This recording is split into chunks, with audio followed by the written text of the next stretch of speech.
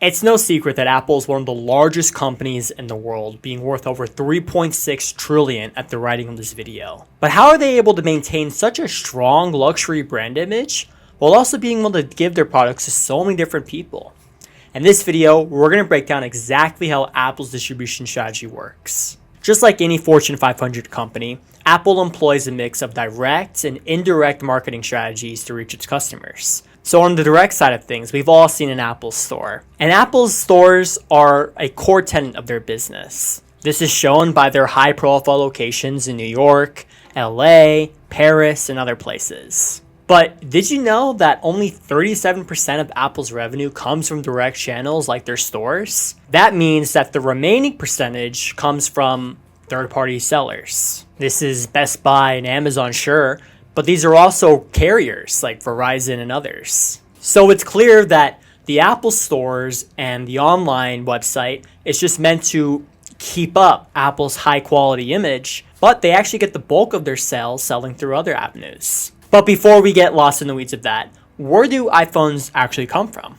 Well, Apple manufactures them inside of India and other parts of Asia so that they have less tariffs and they're able to make them more cheaply. They have a network of distributors throughout the entire world, allowing them to deliver these products to an Apple store, yes, but also a Best Buy and Amazon or any other place that Apple products can be sold. In emerging markets, Apple will even partner with emerging and local distributors just so they can tap into that market.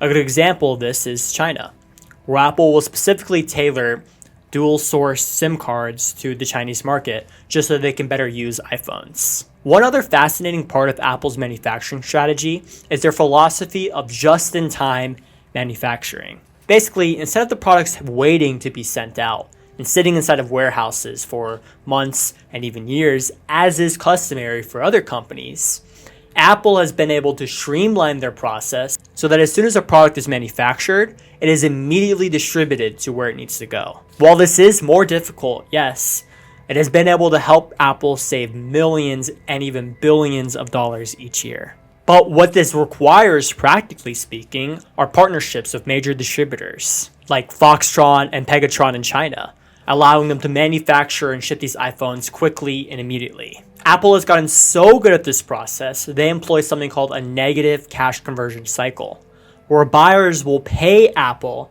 before they even pay their suppliers, allowing Apple to make even more money, be able to have everything even quicker. And all of this is on the back of Tim Cook's famous quote, which is that inventory is evil. Tim Cook, drawing on his experience from working at IBM, has decided that Apple's best strategy is to have everything done quick, smoothly, and to be super streamlined, and clearly it's working.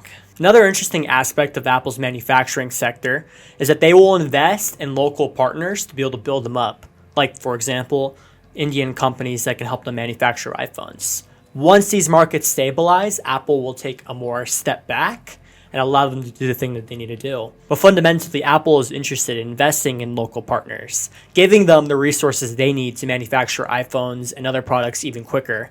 And then they take a step back and allow them to do the good work. And so it is at this point, through the supply chain, that iPhones and other products are being sent to an Apple store, a Best Buy, a local electronics store inside of India, and customers can receive their products. However, while this strategy has worked for Apple in the past, there's been recently a shift towards Apple investing in online solutions to be able to help their customers. There's a new e-commerce portal, there's an enhanced shopping experience, and Apple's making it super easy for customers to be able to pick up stuff. There's even been a launch of express counters, which is allow customers to get their products even faster, combining the accessibility of a store with the speed of getting it online. And so it's clear that whatever Apple does next, it's going to be to their benefit.